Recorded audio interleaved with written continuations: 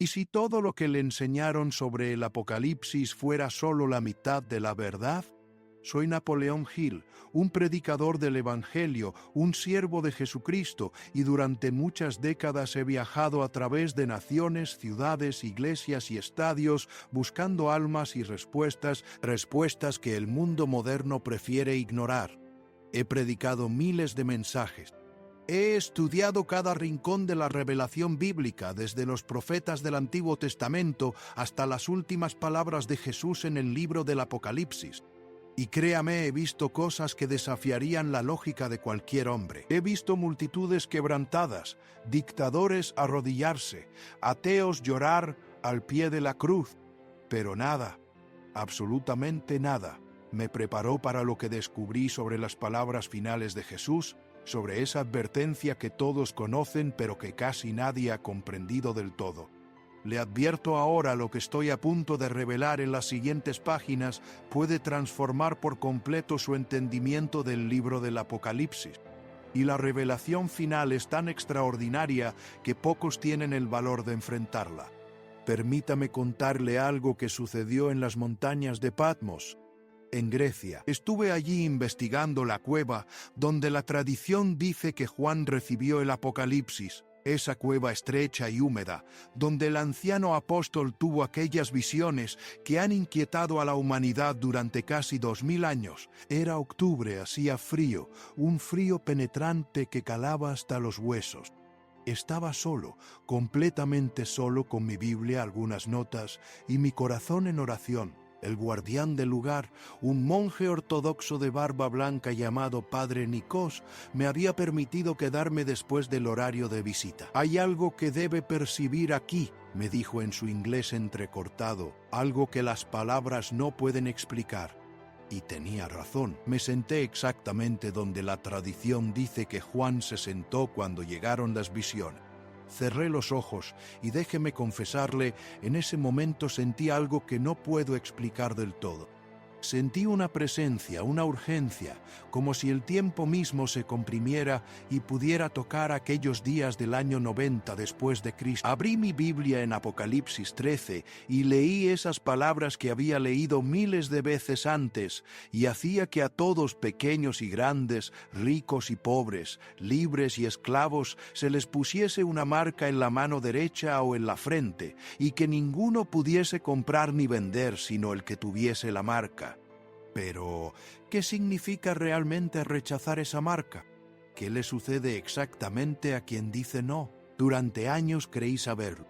Pensé que era simple: persecución, muerte, martirio, el fin de la historia. Sin embargo, hay algo más, mucho más, una verdad profunda y extraordinaria que casi nadie le ha explicado.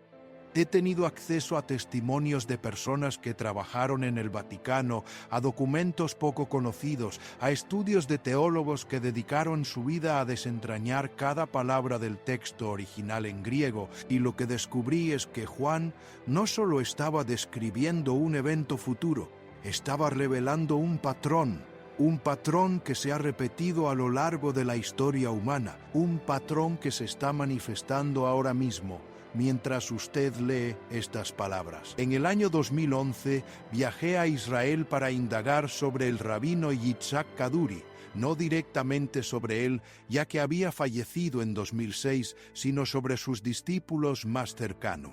Kaduri fue uno de los rabinos más respetados del siglo XX, un hombre que supuestamente se encontró con el Mesías en una visión y dejó su nombre escrito en una nota que solo debía abrirse un año después de su muerte. Cuando esa nota se abrió, el nombre escrito era Yehoshua Jesús. La comunidad judía ortodoxa quedó conmocionada, pero lo que sus discípulos me revelaron fue aún más impactante. Uno de ellos, un hombre de unos 70 años llamado Shlomo, me llevó aparte después de la entrevista formal. Caminamos por las estrechas calles del barrio de Bujará en Jerusalén y me dijo algo que nunca olvidaré. El rabino Kaduri vio 7 señales antes del fin. 7 señales que indicarían que la advertencia final estaba llegando, y 5 de esas señales ya se han cumplido. ¿Cuáles son esas señales y qué sucede cuando se cumple la 7ª? Pero aquí está lo verdaderamente extraordinario, aquello de lo que casi nadie habla. Rechazar la marca no es solo un acto de rebelión religiosa, es, literalmente, la decisión más importante que un ser humano puede tomar en toda su existencia. Y las consecuencias no son exactamente las que le enseñaron en la escuela dominical. Permítame ser completamente honesto con usted. Durante décadas prediqué sobre Jesús, sobre la cruz, sobre la salvación, sobre la esperanza de la segunda venida. Viajé por el mundo, hablé con presidentes, agricultores, estudiantes, misioneros perseguidos, pero cuando comencé a investigar seriamente qué sucede con aquellos que rechazan la marca, me encontré con un silencio ensordecedor. Las iglesias apenas hablan de ello. Muchos teólogos lo evitan. Después, los eruditos del Apocalipsis solo rascan la superficie. ¿Por qué? Porque este tema está envuelto en tanto misterio e incomodidad que pocos se atreven a abordarlo en detalle. En 2015 conocí en Roma a un exmiembro de la Congregación para la Doctrina de la Fe, el departamento del Vaticano que antiguamente fue la Inquisición. Este hombre, llamémosle Marco porque pidió anonimato, me reveló algo inquietante.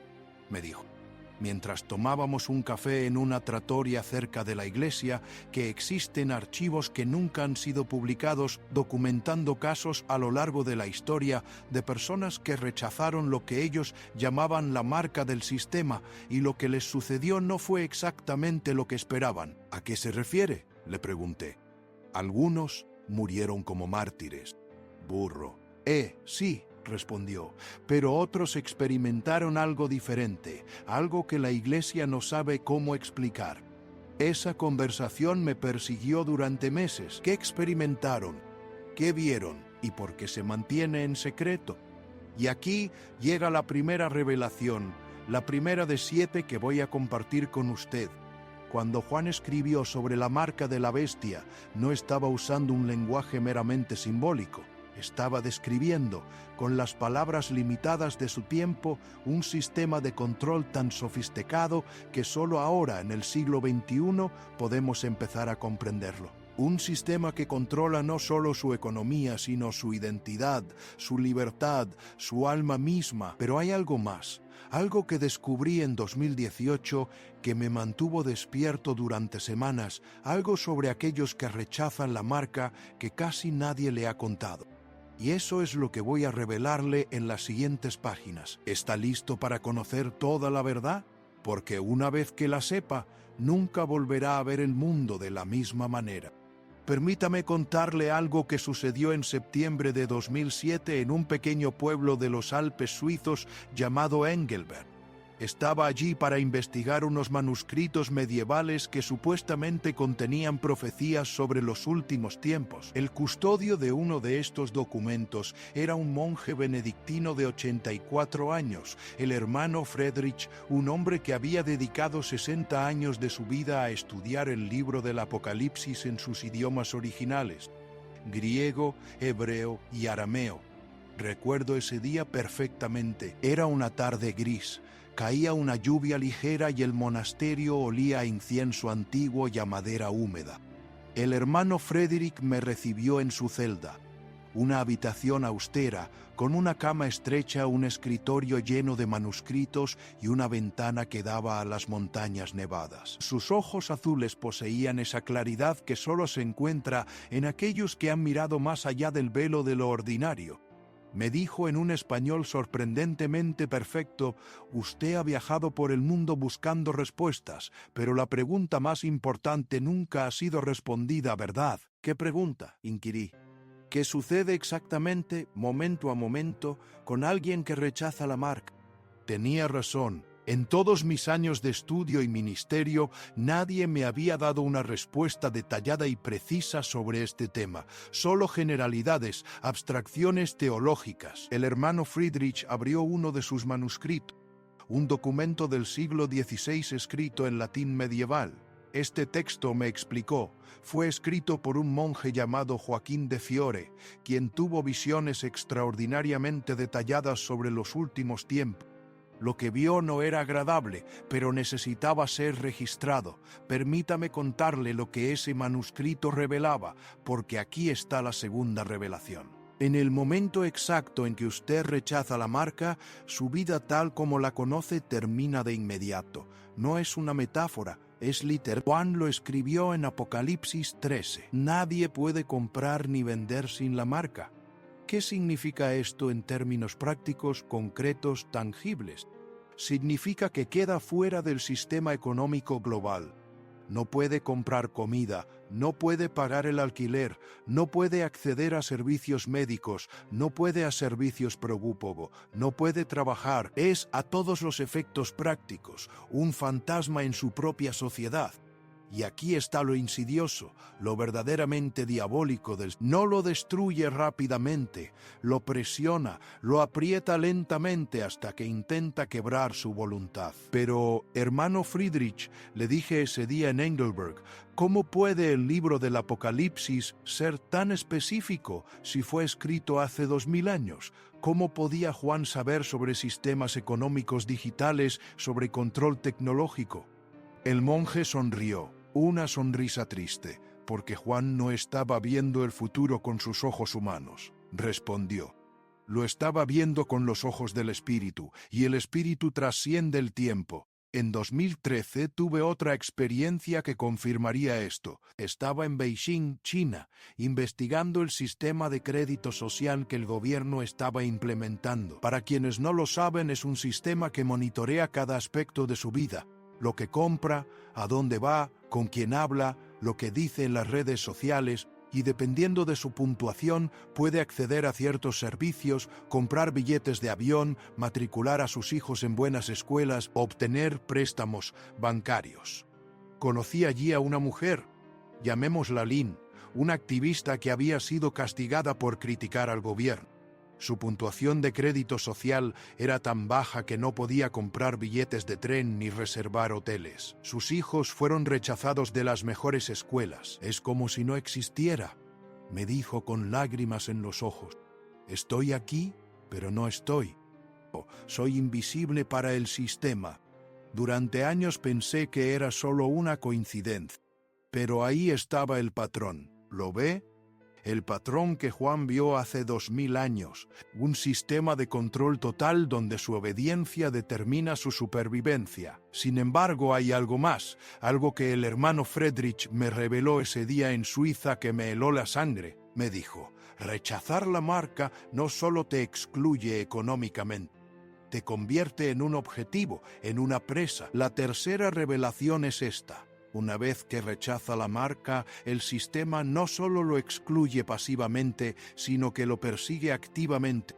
Y aquí está la genialidad malvada del sistema. Utiliza la tecnología y utiliza a las personas. Apocalipsis 13 habla de la bestia que hace que todos reciban la marca, pero Mateo 24, versículo 10, añade otro detalle escalofriante. Entonces muchos se apartarán de la fe y se traicionarán y se odiarán unos a otros. Permítame explicarle cómo funciona esto. En un mundo donde todos están marcados, cualquiera que no lo esté, destaca inmediatamente. Imagine cada espacio público equipado con escáneres, cámaras de reconocimiento facial y sensores biométricos. En el momento en que entra en cualquier lugar vigilado, que es prácticamente en todas partes, el sistema sabe que no está marcado y lo denuncia. Pero no es solo la tecnología, también son las personas. Sus vecinos lo denuncian porque hay recompensas por entregar a los rebeldes, incentivos económicos, mejores raciones, mejoras en su estatus social. La sociedad está condicionada para verlo no como un mártir de la fe, sino como un criminal peligroso que merece un castigo. En 2016 entrevisté en Alemania a una mujer de 90 años llamada Greta, una superviviente del régimen nazi. Me contó cómo su propia hermana la denunció a la Gestapo por esconder a una familia judía en 1943. La peor parte, dijo con la voz quebrada, no fue ser arrestada, sino ver a mi hermana sonreír mientras se me llevaban. Ella creía sinceramente. El sistema la había convencido de que yo era el enemigo. ¿Ve el patrón? ¿Ve cómo la historia se repite? Y aquí hay algo que muy pocas personas entienden. Antes de que comiencen los arrestos masivos y las ejecuciones, el sistema necesita preparar psicológicamente a la población. El lenguaje cambia. Los que se resisten ya no son personas, son amenazas, elementos, problemas a resolver. La sociedad está condicionada para verlos no como seres humanos con convicciones, sino como obstáculos para el bien común. He recibido información de personas que trabajaron en departamentos de propaganda gubernamental en varios países. Me explicaron cómo se construye este tipo de narrativa. Y primero deshumanizas, luego criminalizas, finalmente eliminas, y la población aplaude porque cree que se está protegiendo. Pero hay más. En un viaje a Jordania en 2017 estuve en Petra. Esa ciudad excavada en la roca, escondida entre montañas, casi inaccesible excepto por un estrecho desfiladero. Algunos eruditos creen que Petra será uno de los lugares donde los creyentes se esconderán durante la tribulación. Mientras caminaba por esas antiguas calles talladas por los nabateos, hace más de 2000 años pensé en las palabras de Jesús en Mateo 24. Entonces los que estén en Judea huyan a los montes. Allí conocí a un arqueólogo israelí llamado Abraham, un hombre de unos 60 años con barba gris y ojos que parecían atravesar el tiempo. Nos sentamos en una cueva fresca, al abrigo del abrasador sol del desierto, y me dijo algo extraordinario. Abraham me dijo, mientras sorbíamos un té dulce: hay algo que muchos cristianos no entienden sobre el Apocalipsis. No es solo una historia de terror, también es un manual de instrucciones. Juan no solo estaba describiendo lo que va a suceder, estaba dando instrucciones precisas sobre cómo sobrevivir. ¿A qué se refiere?, le pregunté. Cuando Jesús dice huyan a los montes, está dando una orden militar, un plan de evacuación, y hay lugares específicos que han sido preparados. La cuarta revelación es esta: no todos los que rechacen la marca serán arrestados y ejecutados de inmediato. Algunos escaparán, algunos se esconderán, y algunos sobrevivirán durante meses, quizás años en lugares ocultos, y para ellos la vida se convierte en algo completamente diferente. Permítame contarle lo que descubrí sobre estos lugares. En 2014 viajé a las montañas de Armenia, a un monasterio del siglo VII llamado Tateb. Para llegar allí hay que tomar un teleférico larguísimo que cruza un cañón profundo, en lugares casi inaccesibles por tierra.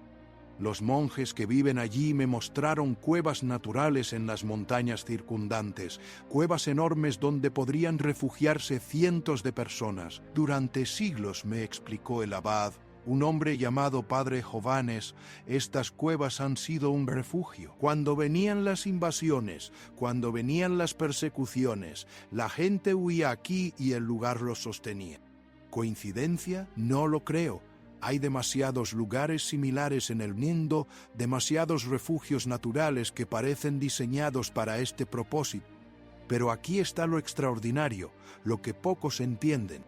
Cuando el sistema de la marca se vuelva obligatorio y comience la represión, habrá caos y confusión. El sistema, por muy sofisticado que sea, no podrá capturar a todos de inmediato. Algunas personas verán venir la tormenta y huirán antes de que comiencen los arrestos. Y Jesús les ordena específicamente que lo hagan en Mateo 24. El que esté en la azotea no descienda para tomar algo de su casa, y el que esté en el campo no vuelva atrás para tomar su capa. No se detengan, no empaquen, no piensen demasiado. Simplemente corran y algunos obedecerán. Huirán a regiones salvajes, montañas, cuevas, zonas remotas donde el alcance del sistema es más débil. Y en esos escondites se formarán comunidades, creyentes que rechazaron la marca, que escaparon de las ciudades, que están sobreviviendo fuera de la red. Esta es la iglesia subterránea de la tribulación.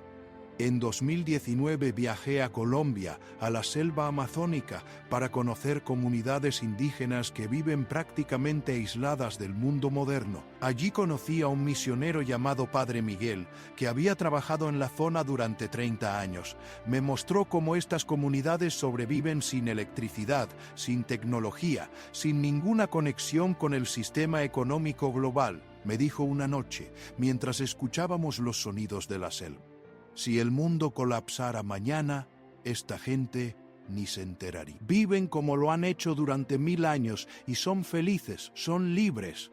Ve el contraste. En un mundo hiperconectado, donde casi todos dependen del sistema para sobrevivir, todavía hay lugares y personas que viven fuera de él. Y cuando llegue la tribulación, estos lugares serán refugios. Pero aquí llega la quinta revelación, y esta es verdaderamente asombrosa. Para algunos de estos refugiados habrá provisión sobrenatural, y no hablo en sentido figurado. Hablo de milagros literales tan concretos como los que vemos en el Antiguo Testamento. Recuerda la historia de Elías cuando la reina Jezabel lo buscaba para matarlo. Dios le ordenó que se escondiera junto al arroyo de Querib. Y allí, en ese lugar oculto, Dios envió cuervos que le traían pan y carne 2 veces al día. Primera de Reyes 17 lo registra. Y los cuervos le traían pan y carne por la mañana y pan y carne por la tarde, y bebía del arroyo. Eso no es natural, es milagroso. Y el mismo Dios que sostuvo a Israel en el desierto durante 40 años con maná del cielo, puede sostener al remanente durante la tribulación. También tengo testimonios de misioneros que han presenciado provisión sobrenatural en situaciones extremas. En 2012 en Uganda conocí a un pastor llamado Joseph que me contó cómo su congregación sobrevivió durante la guerra civil. No teníamos comida, me dijo. No teníamos agua, oramos. Y al día siguiente apareció un camión con provisiones. Nadie sabía de dónde venía. El conductor dijo que sintió una voz que le ordenaba venir a nuestro pueblo. No sabía por qué, pero obedeció y nos salvó. Azar, coincidencia. Cada vez creo menos en las coincidencias. Para aquellos que se esconden durante la tribulación, cada día será una batalla, no solo física, sino espiritual y mental. El hambre, el frío, el miedo constante a ser descubierto, la tentación de rendirse, de salir, de tomar la marca solo para que cese el sufrimiento, pero resistirán porque saben que la alternativa es la condenación eterna. Sin embargo, no todos se esconderán. Algunos creyentes tendrán un llamado diferente, y esto nos lleva a la sexta revelación, algo que la mayoría de los cristianos malinterpretan por completo sobre el libro del Apocalipsis. En 2018 tuve una conversación en Jerusalén con un rabino mesiánico llamado Daniel Asher. Estábamos en el Monte de los Olivos mirando hacia el monte del templo, y me dijo algo que cambió mi comprensión del Apocalipsis para siempre. Me preguntó, ¿sabe quiénes son realmente los 144,000? Los sellados de las 12 tribus de Israel, respondí, repetí. Sí, dijo, pero ¿sabe por qué están sellados? ¿Sabe cuál es su misión? No lo sabía del todo. Están sellados para protección, me explicó. Apocalipsis 7, versículo 9, lo deja claro. Durante ciertos juicios las plagas y los tormentos demoníacos no pueden tocar a los sellados. Son intocables hasta que su tarea esté completa. Permítame revelarle esto porque es crucial. Durante la tribulación habrá un grupo específico de creyentes que no se esconderá, que no huirá, porque tendrán protección sobrenatural. Los 144,000 judíos sellados, 12,000 de cada una de las 12 tribus de Israel, serán marcados en sus frentes con el nombre de Dios y su misión es predicar, proclamar y profetizar. Son evangelistas sobrenaturales que recorrerán el mundo durante la tribulación, inmunes a los intentos del anticristo de matarlos hasta que Dios determine que su obra ha terminado. Son como los 2 testigos de Apocalipsis 11, añadió el rabino Daniel. Intocables, invencibles hasta que su testimonio esté completo. Y aquí está lo extraordinario, los 2 testigos. Apocalipsis 11 describe algo que durante siglos pareció imposible, fantástico, pero que ahora con lo que sabemos de ciencia y tecnología empieza a tener sentido de formas que nunca imaginamos. Permítame contarle sobre un viaje que hice a Jerusalén en 2010. No era mi primer viaje, en absoluto. He estado en esa ciudad quizás 50 veces a lo largo de mi vida, pero ese viaje fue diferente. Había contactado a un físico israelí, un hombre brillante llamado Dr. Eliezer Steinberg, que trabajaba en el Instituto Weizmann de Ciencias. Había desarrollado una teoría fascinante sobre los milagros bíblicos desde la perspectiva de la física cuántica. Nos reunimos en un café del barrio alemán de Jerusalén, un lugar tranquilo con árboles y pájaros cantando. Recuerdo que era una mañana de mayo, el sol brillaba, y el doctor Steinberg llevaba una kipá azul y unas gafas gruesas que hacían que sus ojos parecieran enormes. Me dijo mientras removía el azúcar en su café turbo. La ciencia moderna está descubriendo que el universo es mucho más extraño de lo que pensábamos. La física cuántica nos muestra que la realidad no es fija, que el observador afecta lo observado, que las partículas pueden estar en dos lugares al mismo tiempo, que la información puede viajar instantáneamente. ¿Y qué tiene que ver eso con los dos testigos?, le pregunté. Todo, respondió. Apocalipsis 11 describe a dos profetas que predican en Jerusalén durante 1260 días, y si alguien intenta hacerles daño, sale fuego de sus bocas y devora a sus enemigos. Tienen poder para cerrar el cielo para que no llueva, tienen poder para convertir el agua en sangre, para convocar plagas. Suena imposible, comenté. Suena imposible con nuestra física clásica, me corrigió. Pero si estos hombres pudieran, por voluntad de Dios, manipular la realidad a un nivel que apenas empezamos a intuir, entonces lo que Juan describe no solo sería posible, sino coherente. Esa conversación se quedó conmigo durante años porque aquí está la séptima y última revelación, la más impactante de todas. Durante la tribulación, algunos creyentes experimentarán poderes sobrenaturales, no porque sean especiales en sí mismos, sino porque Dios tiene una misión específica para ellos. Los dos testigos profetizarán intocables en Jerusalén durante exactamente 1260 días. El anticristo intentará matarlos y no lo conseguirá. El falso profeta lo intentará y fracasará. Los ejércitos los atacarán y serán derrotados.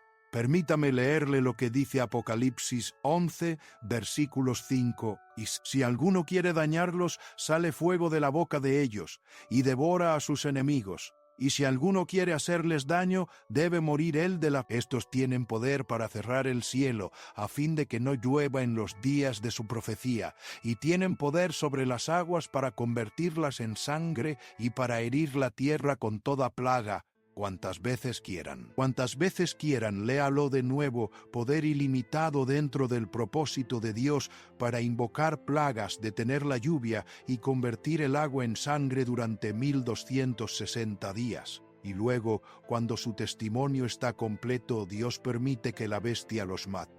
Sus cuerpos quedan tendidos en las calles de Jerusalén durante 3 días y medio, mientras el mundo celebra. La gente se envía regalos, felices de que estos profetas molestos finalmente estén muertos. Y entonces Dios los resucita en vivo ante los ojos del mundo entero, y ascienden al cielo en una nube mientras sus enemigos observan aterrorizados. En 2016 estuve en una conferencia en Londres sobre escatología bíblica, y después de mi presentación, un hombre se me acercó. Era un oficial de inteligencia británico retirado que había trabajado en análisis de amenazas globales. Me dijo en voz baja: «Lo que usted predicó sobre los dos testigos, lo hemos modelado». ¿Modelado?, pregunté, confundido. Simulaciones por ordenador, análisis de escenarios. ¿Qué pasaría si 2 individuos con esas habilidades aparecieran hoy en Jerusalén? ¿Cómo respondería el mundo? ¿Cómo reaccionarían los gobiernos? ¿Y qué concluyeron?, quise saber. Caos total. Pánico, respondió. Cada gobierno intentaría capturarlos o matarlos. Fracasarían, y eso solo aumentaría el pánico. Los medios de comunicación entrarían en un frenesí, las redes sociales explotarían y millones de personas empezarían a creer que realmente son profetas de Dios. Ve lo que esto significa. Durante la tribulación, no todos los creyentes serán víctimas indefensas. Algunos serán testigos poderosos, protegidos sobrenaturalmente, proclamando la verdad en medio del engaño global. Pero aquí está la parte que muy pocas personas entienden. Incluso estos testigos protegidos, incluso los 144.000 sellados, eventualmente enfrentarán el martirio.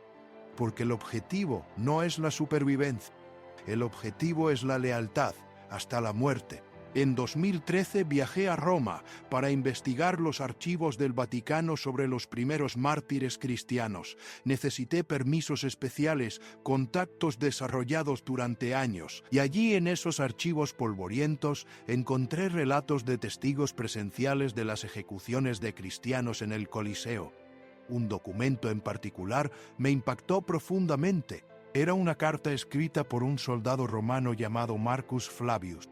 En el año 203 después de Cristo describió la ejecución de una joven cristiana llamada Perpetua. Marcus escribió algo similar a esto. La vi caminar hacia las bestias cantando himnos. Su rostro brillaba con una paz que no puedo explicar. Capítulo. Cuando el león la atacó, no gritó, no maldijo, simplemente cerró los ojos y susurró algo que no pude oír. Y juro por todos los dioses de Roma que en el momento de su muerte vi una luz salir de su cuerpo y elevarse hacia el cielo. Alucinación, la imaginación de un soldado traumatizado quizás, pero hay cientos de historias similares, cientos, y esto nos lleva al momento más difícil de este mensaje, la parte más dura de enfrentar. ¿Qué sucede realmente con la mayoría de los que rechazan la marca? Son ejecutados, y el método es específico. Apocalipsis 20, versículo 4 lo deja brutalmente claro. Y vi las almas de los decapitados por causa del testimonio de Jesús y por la palabra de Dios, los que no habían adorado a la bestia ni a su imagen, y que no recibieron la marca en sus frentes ni en sus manos. Decapitados, no solo muertos, específicamente decapitados. Juan vio este método hace 2000 años, un método que era común entre los romanos de su tiempo, pero que casi había desaparecido del mundo moderno hasta que grupos terroristas contemporáneos comenzaron a usarlo de nuevo, filmándolo, transmitiéndolo como propaganda. ¿Coincidencia? Ya sabe cuál suele ser mi respuesta. La decapitación es visceral, diseñada para humillar, aterrorizar y convertir la muerte en un espectáculo. Y durante la tribulación, estas ejecuciones no se ocultarán, se transmitirán, se exhibirán, se usarán como propaganda. Apocalipsis 13, versículo 15 dice: y se le permitió infundir aliento a la imagen de la bestia, para que la imagen de la bestia hablase e hiciese matar a todo el que no la adorase. Todo el que no adore la imagen de la bestia debe ser asesinado. Esto no es persecución a pequeña escala, es el exterminio sistemático de cualquiera que se niegue a someterse. Pero aquí está lo que el verdugo no entiende, lo que las multitudes no ven. Para el creyente que está siendo martirizado, el momento en que cae la espada es el momento de la victoria definitiva. Segunda de Corintios 5, versículo 8 lo explica así: confiamos, sí, y más quisiéramos estar ausentes del cuerpo y presentes al Señor. Ausente del cuerpo, presente con el Señor. No hay un sueño de siglos. No hay una espera interminable. 2. En el momento en que mueres, si eres creyente, estás en la presencia de Jesús, sin más dolor, sin más sufrimiento, sin más persecución, gozo inmediato, perfecto, eterno. El verdugo cree que está acabando con tu vida, pero en realidad está abriendo la puerta al paraíso.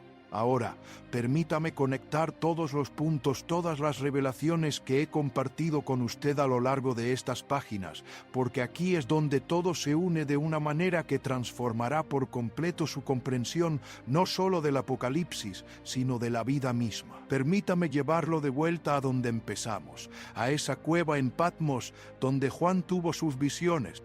Regresé allí en 2020. justo antes de que el mundo cambiara para siempre con la pandemia, y esta vez regresé con una comprensión completamente diferente de lo que Juan había visto. El padre Nikos, el mismo monje que me había recibido en 2003, todavía estaba allí. Tenía casi 90 años ahora, pero sus ojos conservaban esa claridad penetrante. Nos sentamos en la misma cueva, en el mismo lugar donde 17 años antes había sentido esa presencia inexplicable. «Ha vuelto», me dijo con una sonrisa. «He vuelto porque ahora entiendo», le respondí. «Entiendo lo que Juan vio realmente». «¿Y qué vio?», preguntó, aunque sospechaba que ya sabía la respuesta. «Vio una elección», le dije, «la elección más importante que un ser humano puede hacer. Una elección entre la comodidad temporal y la gloria eterna, entre la mera supervivencia física y la vida verdadera». El monje asintió lentamente. «Continúe», me dijo. «Nue», me dijo. «Cuando rechazas la marca», proseguí, «pierdes todo en este mundo, tus finanzas, tu libertad, probablemente tu vida, pero ganas algo infinitamente más valioso. Ganas tu alma, ganas la eternidad, ganas el derecho a reinar con Cristo durante 1000 años y luego para siempre». Y aquí está la revelación final, la más transformadora de todas. La recompensa por rechazar la marca es tan extraordinaria, tan gloriosa, que hace que el sufrimiento temporal parezca absolutamente insignificante. Apocalipsis 20, versículos 4 al 6. Lo describe así: «Y vi tronos, y se sentaron sobre ellos los que recibieron facultad de juzgar, y vi las almas de los decapitados por causa del testimonio de Jesús y por la palabra de Dios. No habían adorado a la bestia ni a su imagen, y no recibieron la marca en sus frentes ni en sus manos.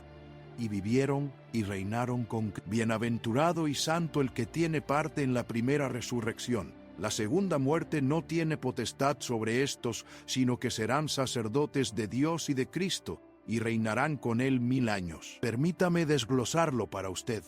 Los mártires de la tribulación no solo van al cielo, reinan, se sientan en tronos, se les da gobiernan junto a Cristo durante el reino milenial. Durante 1000 años completos ocuparán puestos de honor en el reino terrenal de Cristo, y después del milenio continuarán reinando en el estado eterno, el cielo nuevo y la tierra nueva, para siempre. Pierde como mucho 70 o 80 años en la tierra. Gana una eternidad de gloria.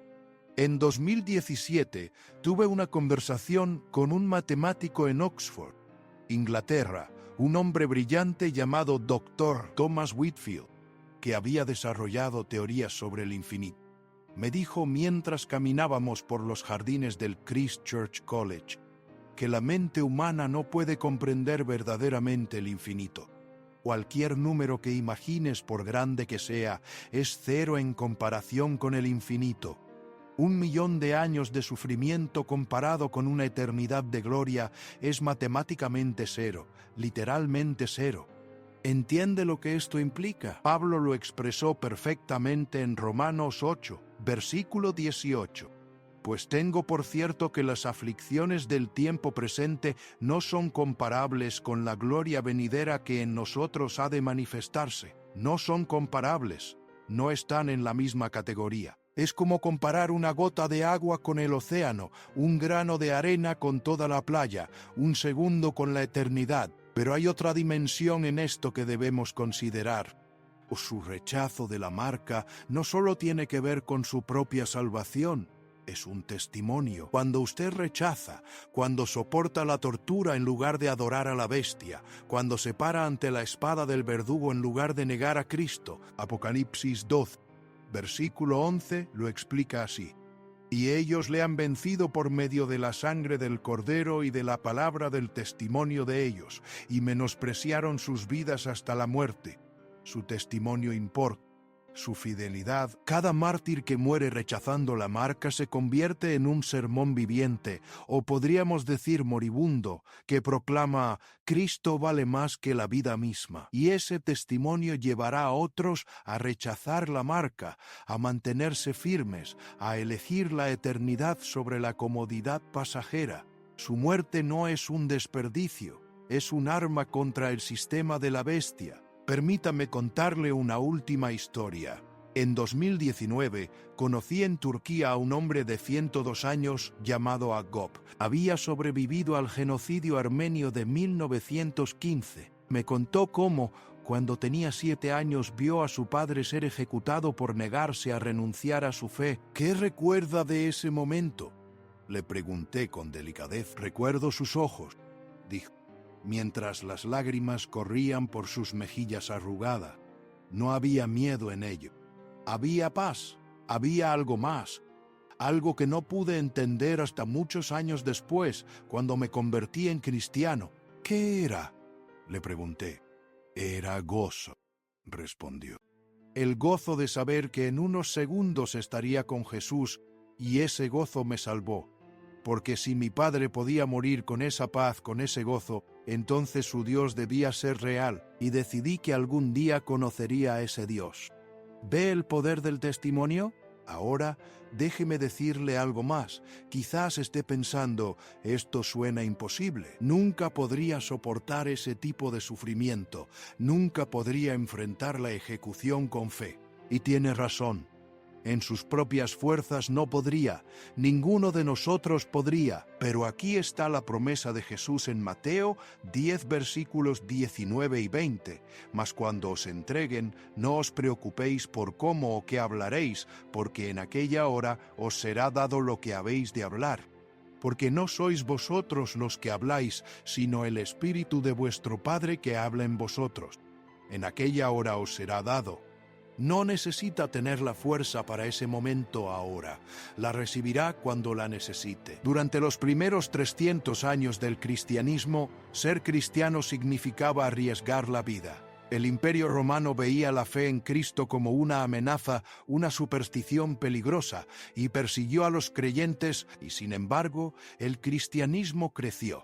El padre de la Iglesia, Tertuliano, dijo célebremente: la sangre de los mártires es la semilla de la Iglesia, porque cuando la gente veía a los cristianos enfrentar la muerte con gozo, con paz, con una fe inquebrantable, se preguntaban, ¿qué saben estas personas que los hace estar dispuestos a morir? ¿Qué esperanza tienen que hace que el sufrimiento parezca tan pequeño? Y muchos paganos que iban a presenciar las ejecuciones terminaban Permítame hablarle de Policarpo.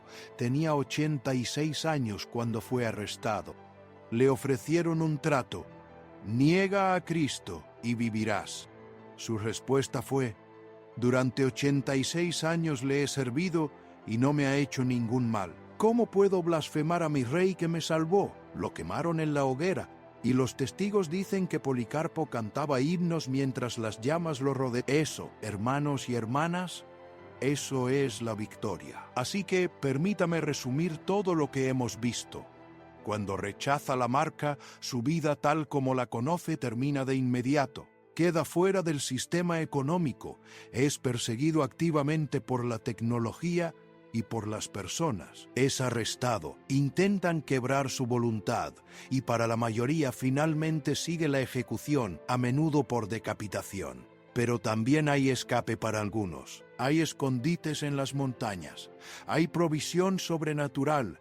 Hay protección divina para los 144,000 y para los... Hay un testimonio poderoso que sigue alcanzando almas incluso en medio de la persecución, y al final hay una recompensa tan gloriosa, tan indescriptiblemente magnífica, que hace que todo el sufrimiento valga infinitamente la pena para reinar con Cristo para siempre.